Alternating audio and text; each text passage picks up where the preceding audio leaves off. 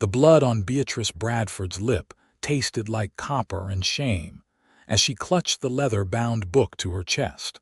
Her stepfather's belt still raised above his head like a weapon of judgment in their cramped cabin outside Florissant, Colorado in 1878. "You think you're better than us?" Harold Blackwell roared, his face purple with rage. "Reading is for fancy folks and men with money, not for girls who should be cooking and cleaning." Beatrice's mother, Martha, stood in the corner wringing her hands, her eyes downcast. She had learned long ago not to interfere when Harold was in one of his moods. The bruise on Beatrice's cheek was already swelling, and she could feel her left eye beginning to close as she scrambled to her feet, still refusing to release the book. "It was just sitting there in the general store," Beatrice whispered, her voice trembling. "Mr. Henderson said I could borrow it." "Mr. Henderson don't run this household, and neither do you," Harold spat, reaching for the book.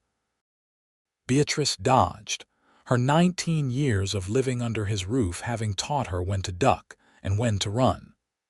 She bolted for the door, her skirts tangling around her legs as she burst into the cool evening air of the Colorado mountains. The book was a volume of Shakespeare's sonnets, nothing scandalous or improper, but to Harold, any learning for a woman was a threat to the natural order. Beatrice ran down the dirt path toward town, her lungs burning, not daring to look back to see if he was following. The pines towered on either side of the trail, their shadows long in the fading light. She did not stop running until she reached the livery stable on the outskirts of Florissant. Gasping for breath, she ducked behind the building and sank to the ground, finally allowing herself to cry. The tears stung as they ran over her split lip and bruised face. She opened the book with trembling hands, trying to focus on the words through her blurred vision, as if the poetry itself could transport her somewhere far away from this life. "That looks painful." Beatrice's head snapped up, and she nearly dropped the book. A tall man stood a few feet away, holding the reins of a chestnut mare. He was perhaps 24 or 25, with dark hair that curled slightly at his collar and eyes the color of the Colorado sky on a clear day. His clothes marked him as a cowboy, worn denim and a dusty hat, but there was something different about him, something in the way he looked at her that was not with pity, but with concern and something else she could not quite name. "I am fine," Beatrice said automatically, closing the book and trying to shield her face. "No, you are not," the man said simply. He tied his horse to a post and approached slowly, as if she were a skittish animal he did not want to spook. "I am Fletcher Thornton. I work at the Hendricks Ranch about 5 miles west of here, and you look like you could use some help." "Nobody can help me," Beatrice said bitterly. "Not unless you can convince my stepfather that women have brains worth using." Fletcher crouched down so he was at eye level with her. Up close, she could see he had a small scar above his left eyebrow and that his hands, while calloused from work, were surprisingly clean for a ranch hand. His gaze fell on the book in her lap. "Shakespeare," he said, and there was approval in his voice. "Sonnet 18 is my favorite. Shall I compare thee to a summer's day?" Beatrice stared at him in astonishment. "You read?" "Every chance I get," Fletcher said. "My mother was a schoolteacher back in Missouri before she passed. She made sure I knew my letters and loved books before I was old enough to sit a horse." Reading is not just for fancy folks, no matter what anyone tells you. Something in Beatrice's chest loosened slightly. She had never met anyone outside of the shopkeeper, Mr. Henderson, who thought reading was anything other than a waste of time or worse, a dangerous pursuit for someone of her station and gender. "Your face needs tending," Fletcher said gently. "There is a pump behind the stable. Let me help you clean up, and then we can talk about what happens next." Beatrice wanted to refuse, wanted to maintain her pride, but the kindness in his voice undid her. She nodded, and Fletcher helped her to her feet. He was careful not to touch her injured side as he guided her to the pump. The cold water stung as she splashed it on her face, but it helped clear her head.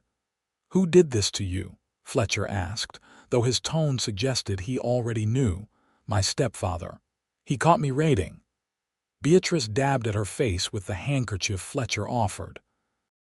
"He thinks it makes me uppity. He says I should focus on being a proper wife someday, not filling my head with nonsense." Fletcher's jaw tightened. "Reading is not nonsense. It is one of the greatest gifts a person can have." "Tell that to Harold," Beatrice muttered. "I would be happy to," Fletcher said, and there was steel in his voice. "No," Beatrice said quickly, grabbing his arm. "Please, you will only make it worse. He has a terrible temper, and my mother, she depends on him. If he throws me out, where would I go?" Fletcher looked at her for a long moment, and she could see him wrestling with something. Finally, he said, "Do you want to keep reading?" "More than anything," Beatrice whispered. "It is the only thing that makes me feel like I am more than just a burden or a disappointment." Fletcher nodded once, as if making a decision. "Wait here." He strode into the stable, and Beatrice heard him moving things around. When he emerged a few minutes later, he was carrying a leather saddlebag that looked heavy. He set it down on the ground between them and opened it. Inside were books, at least a dozen of them, maybe more. Beatrice's eyes widened as she saw the titles. Ivanhoe, The Last of the Mohicans, Pride and Prejudice, a collection of Poe's stories, books on history and philosophy, even a worn copy of Robinson Crusoe. "These are mine," Fletcher said. "I have been collecting them since I was a boy. Some I bought, some I traded for, some were my mother's. I want you to have them." Beatrice's breath caught. "I cannot take your books." "You can and you will," Fletcher said firmly. "What good are they doing me if I am the only one reading them?" "Books are meant to be shared, meant to open minds and hearts.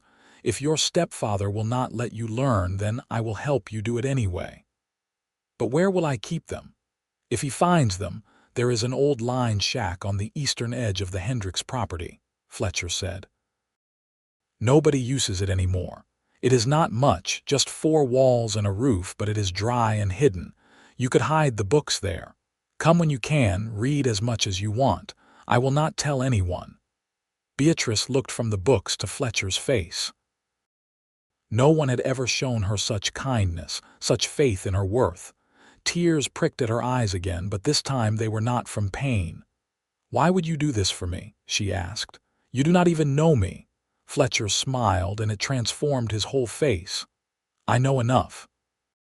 I know you would rather take a beating than give up a book. I know you are brave and curious and deserve better than what you are getting. And I know what it is like to feel alone in a place that does not understand you." He picked up the saddlebag and slung it over his shoulder. "Come on. I will show you where the line shack is. It is not far if we cut through the woods." Beatrice hesitated for only a moment before following him. They walked in silence as the sun dipped lower, painting the sky in shades of orange and purple. Fletcher led her through a narrow deer trail that wound between the pines and aspens, their boots crunching on fallen needles and leaves. "How long have you been in Florissant?" Beatrice asked, partly to break the silence and partly because she wanted to know everything about this mysterious man who reads Shakespeare and gave away his most precious possessions to strangers. "About 2 years," Fletcher said. "I came west after my mother died. My father passed when I was young, and there was nothing keeping me in Missouri. I wanted to see the mountains, wanted to work with my hands and be my own man. The Hendricks are good people, fair employers. I have a small cabin on their land, enough to live on, and my evenings to myself." "Do you get lonely?" Beatrice asked. "Out here by yourself?" Fletcher glanced back at her and something flickered in his eyes. "Sometimes. But I have my books and I have the horses. They are better company than most people I have met." They emerged into a small clearing, and Beatrice saw the lined shack Fletcher had mentioned. It was indeed small, maybe 12 feet by 12 feet, with a slanted roof and a single window. But it looked sturdy, and when Fletcher pushed open the door, she could see it was clean inside, with a small table, a chair, and even an old lantern hanging from a nail. "I come here sometimes when I need to think," Fletcher admitted. "Nobody bothers me out here." He set the saddlebag on the table and began unpacking the books, arranging them carefully. Beatrice watched, her heart swelling with gratitude and something else, something warm and unfamiliar. "I do not know how to thank you," she said softly. Fletcher turned to face her. "Then do not thank me. Just keep reading. Keep learning. Do not let anyone tell you that you are not worthy of knowledge." He reached into his coat pocket and pulled out a small pencil and a notebook. "And maybe, if you want, you could write down your thoughts about what you read. I would like to know what you think." Beatrice took the notebook with reverent hands. No one had ever cared about her thoughts before. "I will," she promised. They stood there in the fading light, and Beatrice felt something shift between them, some invisible thread connecting them. Fletcher seemed to feel it too, because he cleared his throat and stepped back. "You should get back before it is full dark," he said. "Can you find your way?" "Yes," Beatrice said. "I know these woods well enough." "Come back whenever you can," Fletcher said. "The books will be here waiting." Beatrice nodded and reluctantly left the lined shack.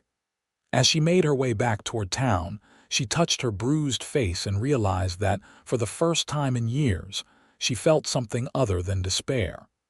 She felt hope. Over the next several weeks, Beatrice fell into a careful routine. She would wake before dawn, complete her chores as quickly as possible, and then slip away to the lined shack whenever Harold was occupied with his drinking or his gambling in town. Her stepfather seemed to have forgotten about the beating, or perhaps he simply did not care as long as she stayed out of his way in the lined shack. Beatrice discovered worlds she had never imagined. She read about knights and ladies, about adventures on the high seas, about love and loss and redemption. Fletcher would often meet her there in the evenings after his work was done, and they would sit together and talk about the stories. "What did you think of Ivanhoe?" Fletcher asked one evening, about 3 weeks after their first meeting. He was sitting on the floor, his back against the wall, while Beatrice occupied the single chair. "I loved it," Beatrice said, her eyes shining. "The way Scott writes about honor and loyalty, about fighting for what you believe in, it made me feel like anything is possible. Even for a woman in 1878 Colorado," Fletcher asked gently. Beatrice's smile faded slightly. "I know it is just a story. I know my life will never be like that." "Why not?" Fletcher challenged. "Why could you not have adventures? Why could you not fight for what you believe in?" "Because I am a woman with no money and no prospects," Beatrice said bluntly. "The best I can hope for is to marry someone less terrible than Harold and have children who I pray will have better lives than mine." Fletcher was quiet for a moment. Then he said, "What if you did not have to marry someone like that? What if you could choose your own path?" "How?" Beatrice asked, frustration creeping into her voice. "I cannot exactly become a cowboy or a shopkeeper. No one would hire me even if I had the skills." "You could teach," Fletcher said. "You are smart, you love learning. Florissant does not have a proper school teacher. The children around here mostly learn from their parents, if they learn at all. You could start a school." Beatrice laughed, but it was a bitter sound. "With what resources? Where would I even hold classes?" "Here," Fletcher said, gesturing around the lined shack. "It is not fancy, but it would work, and I could help you get supplies. We could tell people in town, see if any families would be interested." "Fletcher," Beatrice said gently, "you are kind to dream this for me, but it is not realistic. Harold would never allow it, and even if he did, Who would trust a woman to teach their children? Fletcher stood up and crossed to where she sat. He knelt down so he could look directly into her eyes. Beatrice Bradford, in the short time I have known you, I have seen more courage and determination in you than in most men I have worked with. You took a beating rather than give up a book. You sneak out here every chance you get, knowing you could be caught and punished again. You are not afraid of hard work or new ideas. That is exactly the kind of person who should be teaching children. His words, his faith in her, made Beatrice's throat tight with emotion. No one had ever believed in her like this. She reached out and, without thinking, touched his face where his scar was. "How did you get this?" she asked softly. Fletcher's breath caught at her touch. "A horse kicked me when I was 12. I was trying to be brave and break a wild Mustang without help. Learned my lesson about thinking I could do everything alone." "And what lesson was that?" Beatrice asked. Her hand was still on his face, and neither of them seemed willing to move. "That sometimes accepting help is not weakness. That sometimes the bravest thing you can do is let someone else care about you." The air between them seemed to thicken, and Beatrice realized how close they were, how she could see the flecks of darker blue in his eyes, how his lips were slightly parted as he looked at her. She had never been this close to a man before, not in this way, not with this feeling of wanting something she could not quite name. "Fletcher," she whispered. "Beatrice," he breathed back. And then, slowly, giving her every chance to pull away, he leaned in and kissed her. It was gentle, almost reverent, his lips soft against hers. Beatrice's eyes fluttered closed, and she kissed him back, her hand sliding from his face to his shoulder. She had never been kissed before, and nothing in all her reading had prepared her for the reality of it, for the way her whole body seemed to come alive. When they finally pulled apart, both of them were breathing hard. Fletcher rested his forehead against hers. "I have wanted to do that since the moment I saw you behind the livery," he admitted. "I have wanted you to," Beatrice said, surprising herself with her boldness. "I have never felt this way before." "Neither have I," Fletcher said. He cupped her face gently, careful of the fading bruises. "I know this is complicated. I know your situation is difficult, but Beatrice, I care about you. I want to help you build a better life." "I care about you too," Beatrice said. "But Fletcher, what kind of life could we have? Even if I wanted to leave Harold's house, where would I go? We cannot exactly court properly, not without him finding out." Fletcher sat back on his heels, thinking. "Then we do not court properly. We do it our way. We meet here, we read together, we plan together. And when the time is right, when we have figured out how to make it work, we make our move." "What kind of move?" Beatrice asked. "I do not know yet," Fletcher admitted. "But I promise you this. I will not let you stay in that house forever. I will not watch you be hurt and diminished. We will find a way." Over the following months, Beatrice and Fletcher did exactly as he suggested. They met at the line shack as often as they could, sometimes daily, sometimes only once or twice a week if Harold was being particularly watchful. They read together, talked about everything from philosophy to poetry to their dreams for the future, and they fell deeper and deeper in love. Fletcher learned that Beatrice's mother had married Harold 5 years earlier, after Beatrice's father had died in a mining accident. Harold had seemed decent enough at first, but after the wedding, his true nature had emerged. He was a drunk and a gambler, quick to anger and quicker to use his fists. Beatrice's mother had become a shadow of herself, too afraid to stand up to him. Beatrice learned that Fletcher had grown up poor but loved, that his mother had taught him to value education and kindness above all else. He had come west not just for adventure, but because he wanted to prove that a man could make something of himself through honest work and integrity. He saved nearly every penny he earned, dreaming of one day owning his own small ranch.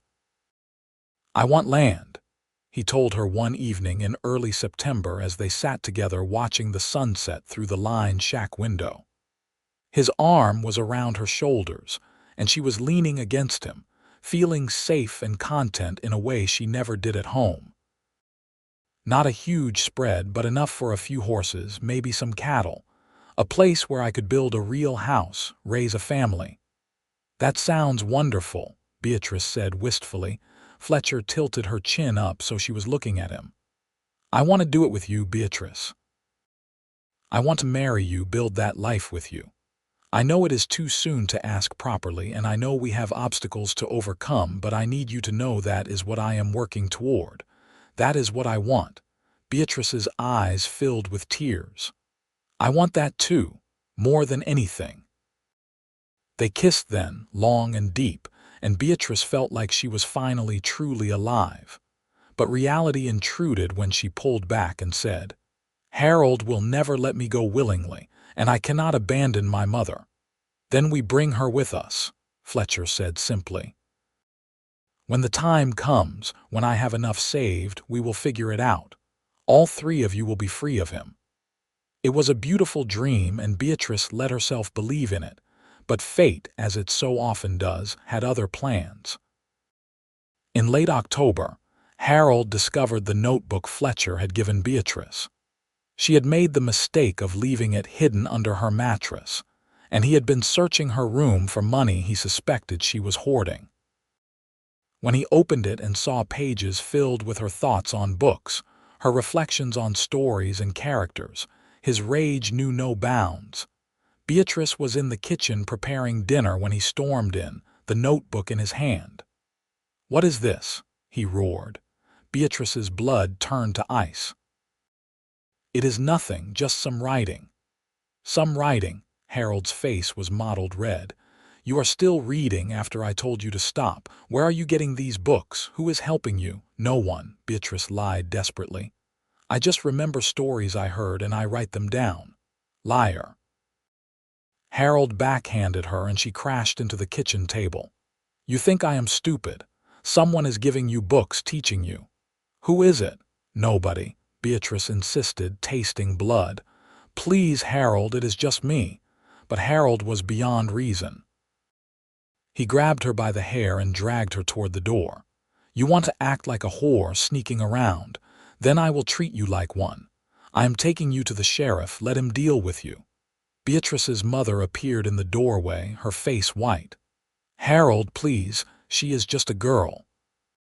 "Shut up, woman, or you will be next," Harold snarled. He hauled Beatrice out of the house and into the yard. It was early evening and several neighbors were outside. Beatrice felt humiliation wash over her as Harold paraded her down the street, still gripping her hair, shouting about ungrateful daughters and the corruption of women. But before they could reach the sheriff's office, a figure stepped into their path. It was Fletcher, and his face was hard as stone. "Let her go," Fletcher said quietly. Harold stopped, swaying slightly. He was drunk, Beatrice realized. "Who the hell are you?" "I am the man who is going to make you regret ever laying a hand on her," Fletcher said. "Let her go, now." "You are the one," Harold said, understanding dawning in his bleary eyes. "You are the one filling her head with nonsense. Well, she is my daughter and I will do with her as I please." "She is not your daughter, she is your stepdaughter, and she is a grown woman," Fletcher said. "And you are a coward who beats women because you are too weak to face anyone who might fight back." Harold released Beatrice and lunged at Fletcher, but Fletcher was sober and quick. He sidestepped the clumsy attack and delivered a solid punch to Harold's jaw. The older man went down hard, sprawling in the dirt. Fletcher did not wait for him to get up. He grabbed Beatrice's hand and said, "Come on, we are leaving." "My mother," Beatrice gasped. "We will get her," Fletcher promised. "Right now." They ran back to the house, where Martha was still standing in the doorway, tears streaming down her face. When she saw them, she said, "Beatrice, you have to go. He will kill you if you stay." "Come with us," Beatrice begged. "Please, Mama, come with us." Martha looked torn, but then she shook her head. I cannot. I have nowhere to go, no skills. At least here I have a roof over my head. Mama, please, Beatrice sobbed, but Fletcher gently pulled her back. We cannot force her, Beatrice. We have to go before Harold recovers. Martha pressed a small pouch into Beatrice's hand. It is not much, just a little money I have been hiding. Go, baby girl. Be happy. Beatrice hugged her mother one last time, and then she and Fletcher were running again, this time toward the livery where his horse was stabled. Fletcher quickly saddled the mare, and then he lifted Beatrice up and swung up behind her. Where are we going? Beatrice asked as they galloped out of town. Denver, Fletcher said. It is big enough that Harold cannot find us, and I have some friends there who might be able to help us get started. We can be married there, make a new life. Beatrice leaned back against his chest, her heart pounding. Everything was happening so fast, but she felt no doubt, only relief and hope. She was free. She was with Fletcher. Everything else they would figure out together. They rode through the night, stopping only briefly to rest the horse. By dawn, they were in the foothills, the mountains rising behind them. Fletcher found a small stream where they could water the horse and rest for a few hours. As they sat on the bank, exhausted but too keyed up to sleep, Fletcher took Beatrice's hands. I am sorry it happened this way, he said. I know this is not how you wanted to leave. I am not sorry, Beatrice said fiercely. I am free, Fletcher. For the first time in my life I am truly free, and I am with you. Fletcher smiled and kissed her. Then we will make the best of it. I promise you, Beatrice, I will take care of you. I will work hard, save money, and we will have that ranch I told you about, and you will have all the books you want. I only need one thing, Beatrice said, looking into his eyes. You. They reached Denver 3 days later, dirty and exhausted but determined. Fletcher took them to a boarding house run by a widow named Mrs. O'Malley, who agreed to let Beatrice stay in exchange for help with cooking and cleaning while Fletcher looked for work. Within a week, Fletcher had found a job at a large ranch outside the city, and he and Beatrice were married in a simple ceremony at the local church. It was nothing like the weddings Beatrice had read about in novels, but standing there with Fletcher, promising to love and honor him, she felt like the luckiest woman alive. Their first year of marriage was hard. They lived in a tiny room at the boarding house, and money was tight. But they were happy. Fletcher worked long days, but every evening he came home to Beatrice, and they would read together or just sit and talk. Beatrice took a job at a dry goods store, and slowly they began to save. In the spring of 1880, Fletcher came home with news. The Hendricks are selling part of their land near Florissant, he said. It is not much, just 40 acres, but it has water and good grazing. They are willing to sell it to me for a fair price because I worked for them for so long. Beatrice felt a thrill of excitement mixed with anxiety. Florissant, Fletcher, what if Harold is still there? I heard from one of the ranch hands that Harold Blackwell died over the winter. Pneumonia, apparently.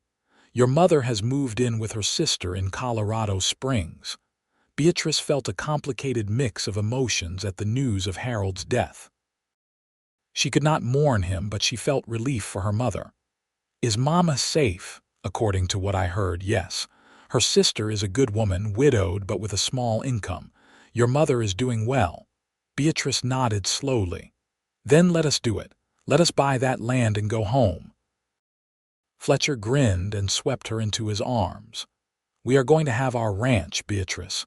Everything we dreamed about. They moved back to Florissant in the summer of 1880. The land Fletcher had purchased was beautiful, with a creek running through it and stands of aspens and pines. There was no house yet, but Fletcher immediately set to work building one, with Beatrice helping as much as she could.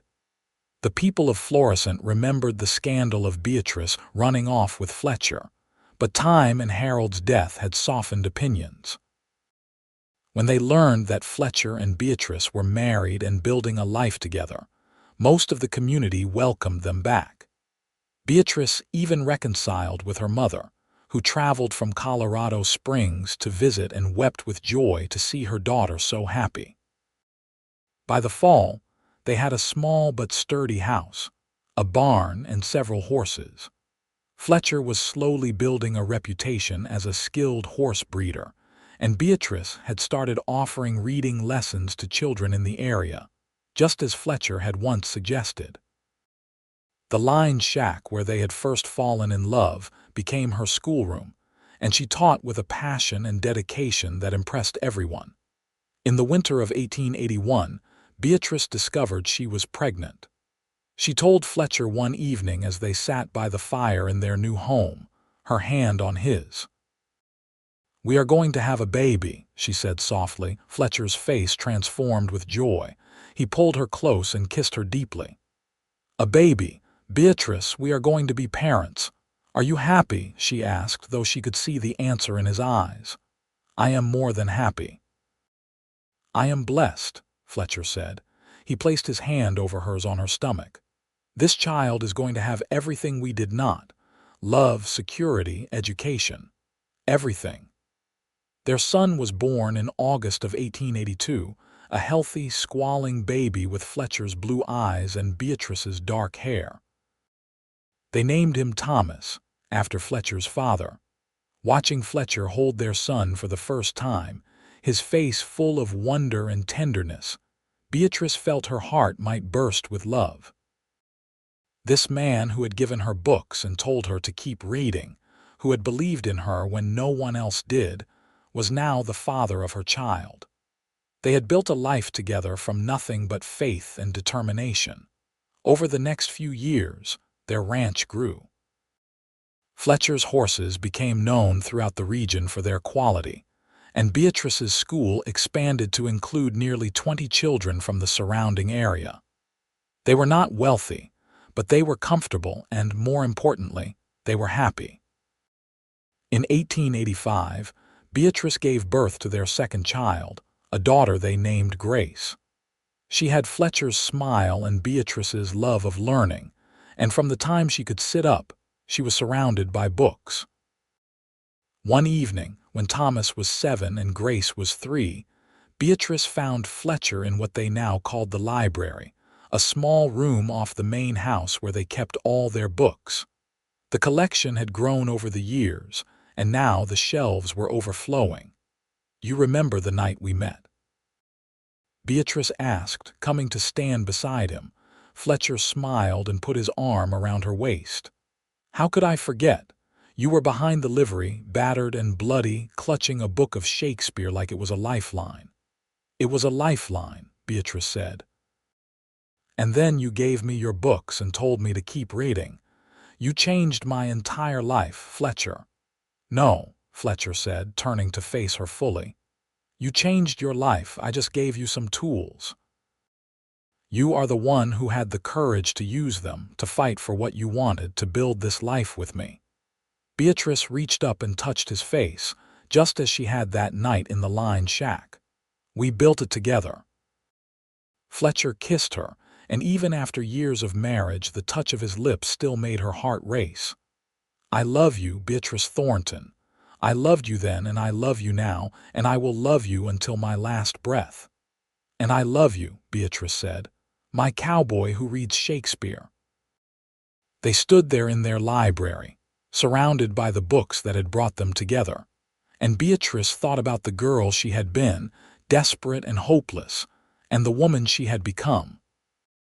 She thought about Harold and the beatings, about her mother's sad, defeated face, about all the ways her life could have gone wrong. But then she had met Fletcher, and he had seen her, really seen her, not as a burden or a disappointment, but as a person worth investing in. He had given her his most precious possessions and told her to keep reading, to keep learning, to keep becoming, and she had. She had become a teacher, a wife, a mother, a rancher's partner. She had become free. The years continued to pass, each one bringing its own joys and challenges.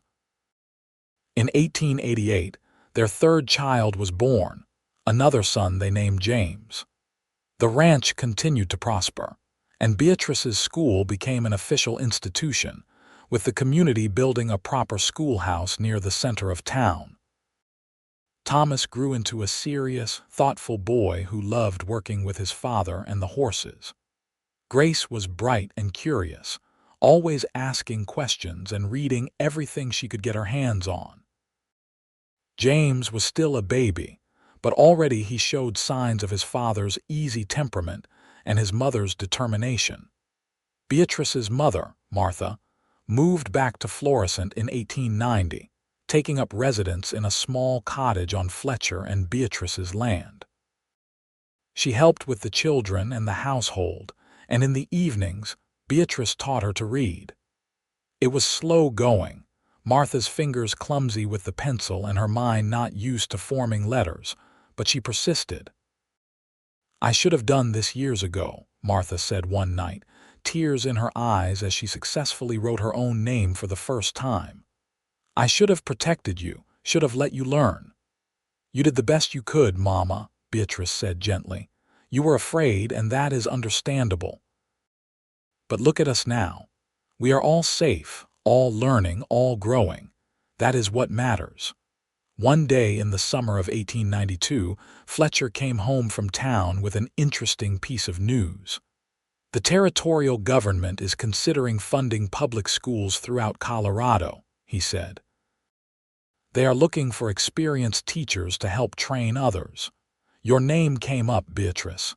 Beatrice looked up from where she was helping Grace with her arithmetic. "My name? Why would they think of me?" "Because you have been running a successful school for over a decade," Fletcher said, pride evident in his voice. "Because you have taught dozens of children to read and write and think. Because you are one of the best teachers in the region, even if you do not have a fancy certificate."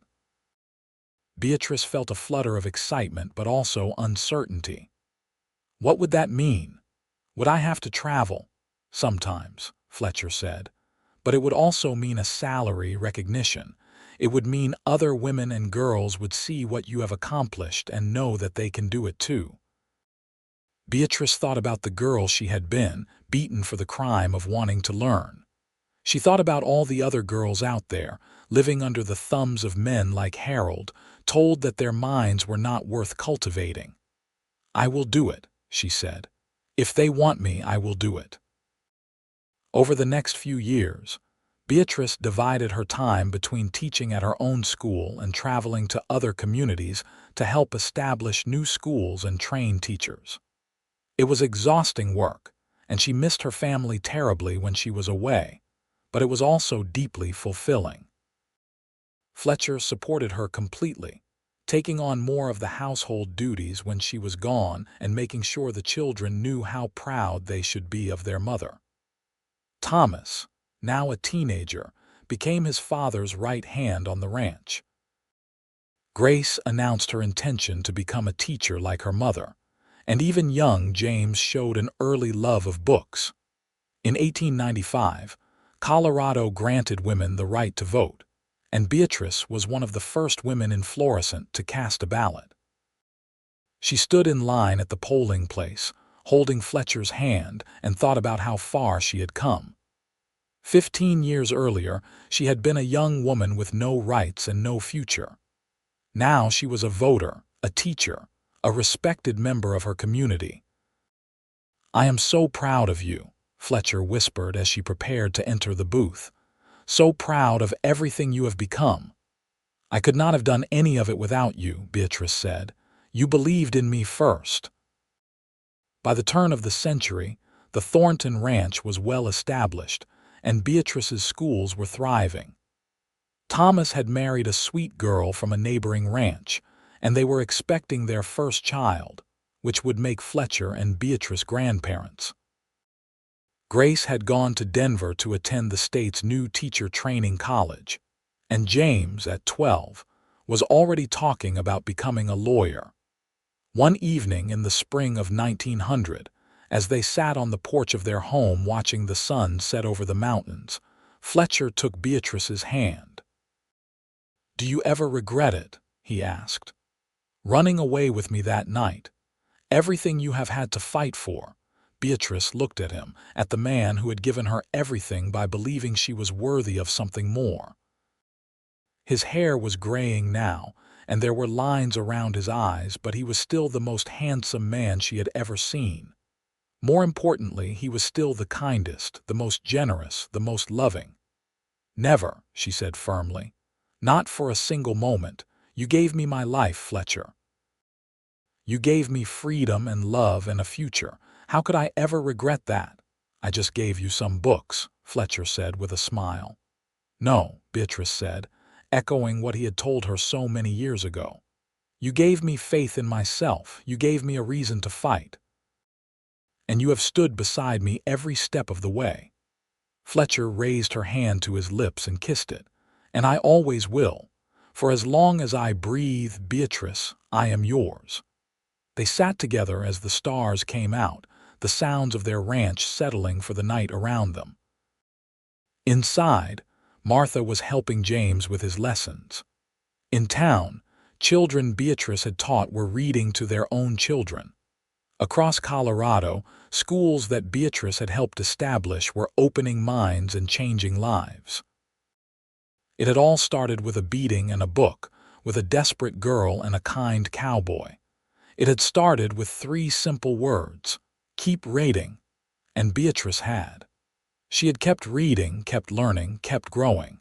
She had taken the gift Fletcher had given her and built a life beyond her wildest dreams. She had become more than she had ever imagined possible.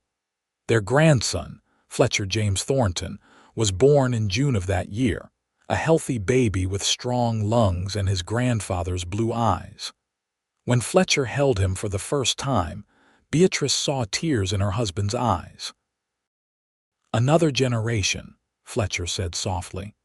"Another person who will grow up knowing that learning is precious, that knowledge is power, that every person deserves the chance to become their best self."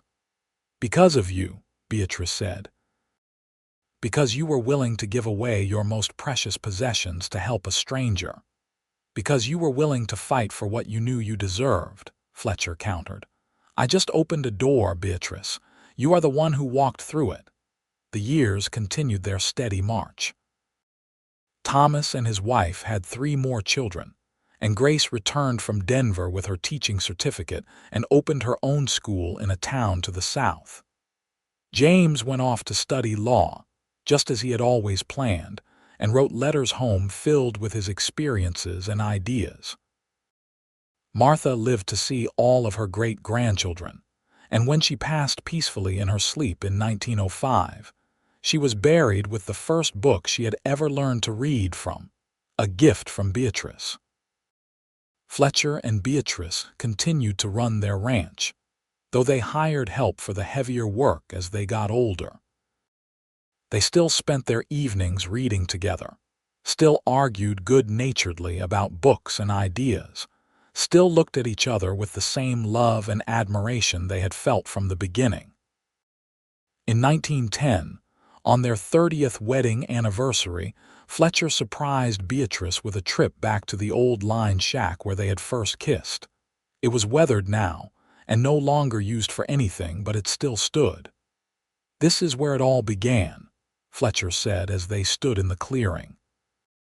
"This is where I fell completely in love with you, though I think I started falling the moment I saw you clutching that Shakespeare.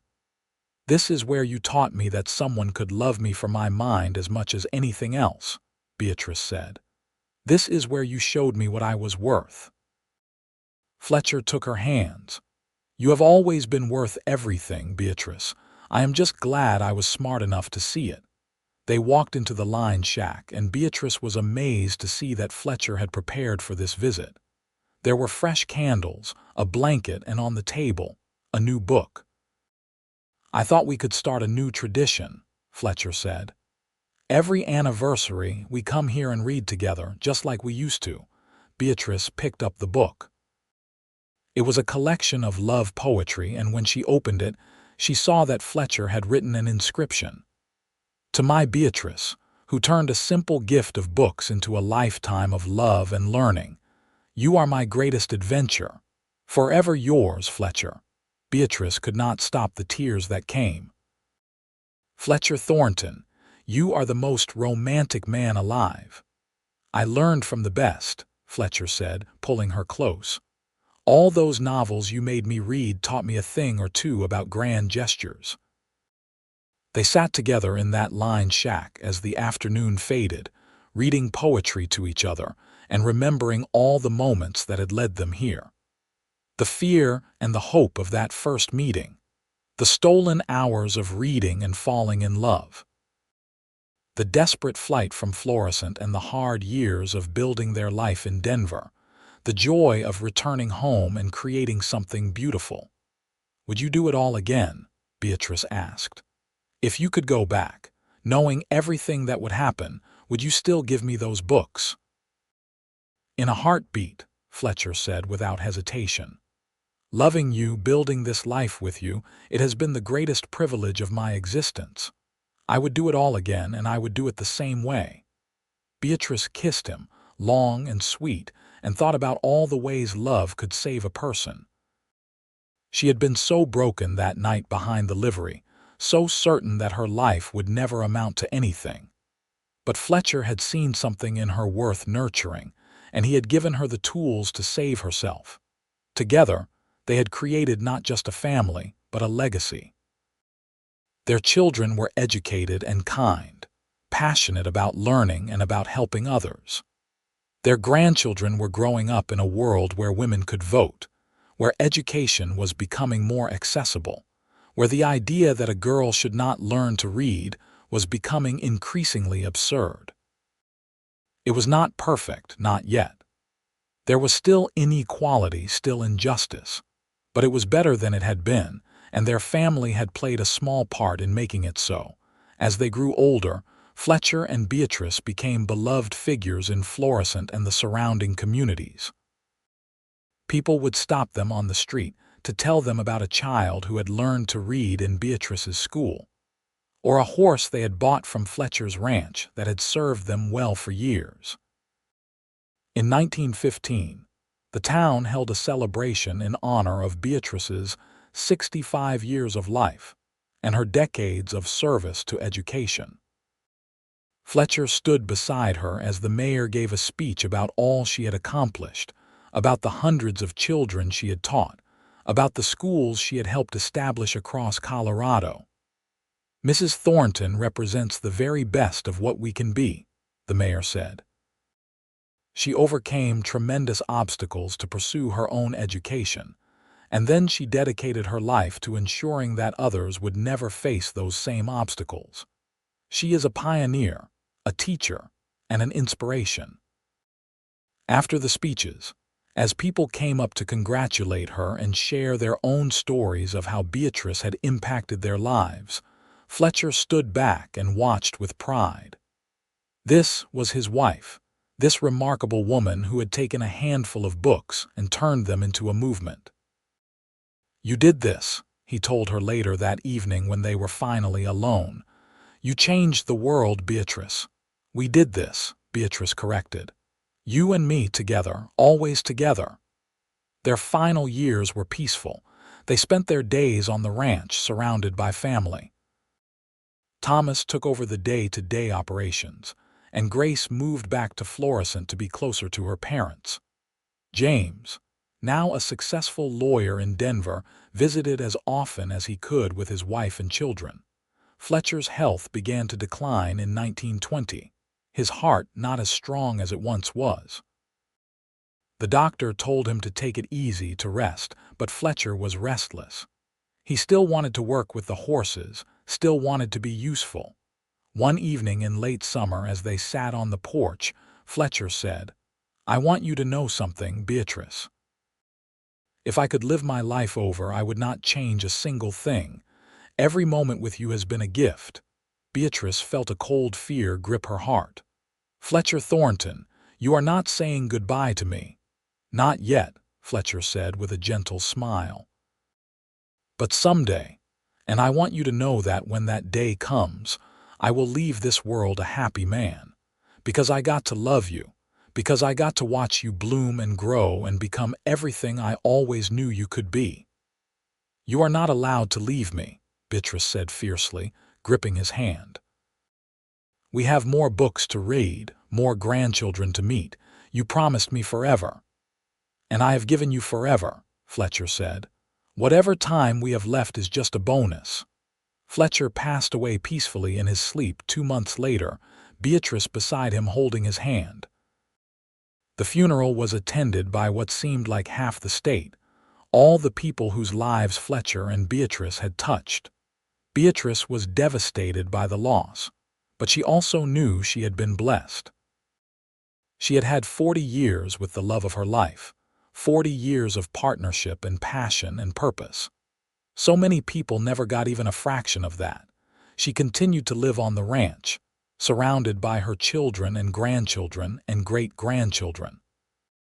She continued to teach, though now it was mostly tutoring individual students or helping with the town library.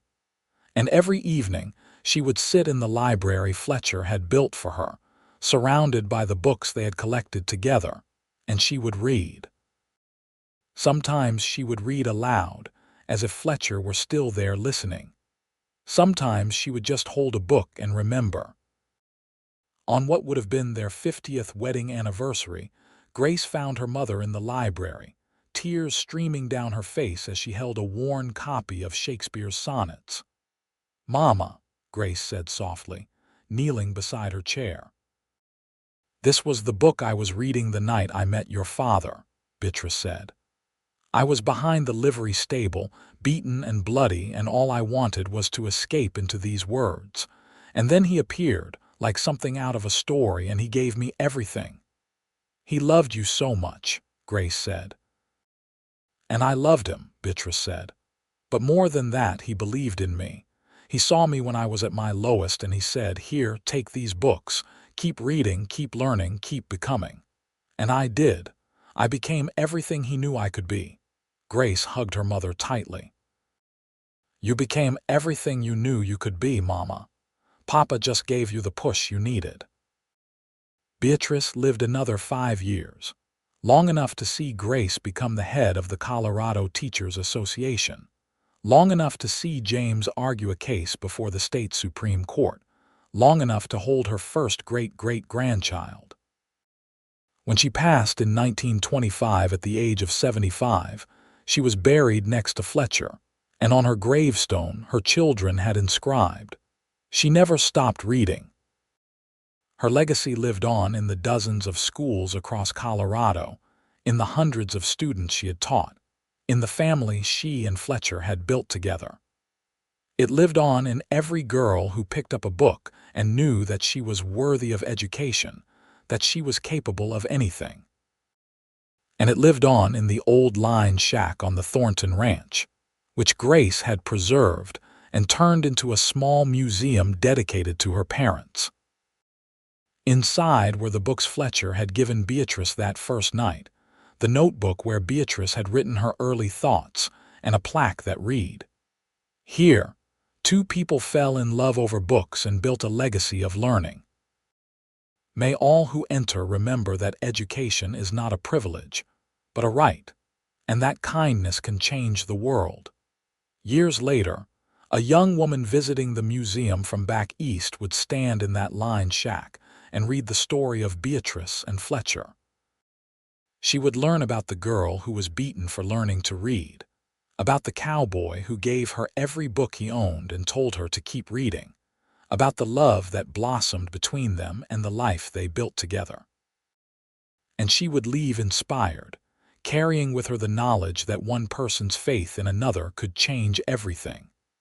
That love and learning were the most powerful forces in the world, that no matter how dark things seemed, there was always hope. The story of Beatrice Bradford and Fletcher Thornton would be told for generations, a reminder that the greatest gift you could give someone was not money or land or jewels, but the tools to save themselves, the belief that they were worthy, the knowledge that they were not alone. Fletcher had given Beatrice books and told her to keep reading. And in doing so, he had given her the world.